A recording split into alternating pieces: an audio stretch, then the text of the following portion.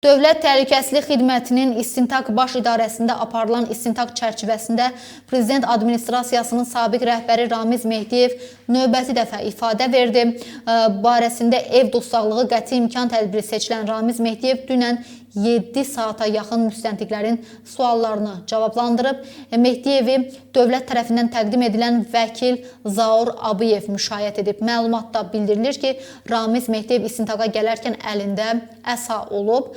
Prezident Administrasiyasının sabiq rəhbəri Cinayət Məcəlləsinin 274 dövlətə xəyanət və 278 hakimiyyəti zorla ələ keçirmək və ya onu zorla saxlama, dövlətin konstitusiya quruluşunu zorla dəyişdirmə maddələri ilə ittiham olunur. Sabiq rayon məhkəməsi onun barəsində 4 ay müddətinə ev dustaqlığı qəti imkan tədbiri seçilib və bu 7 saat ərzində nə kimi məlumatlar verilib, onunla bağlı hələ ki bir şey yoxdur. Amma bu verilən informasiyalar, təbii ki, bu verilən informasiyaların fonunda daha yeni məlumatlar əldə etmək olar, yeni adların da biz şahidi olmuş olacağıq.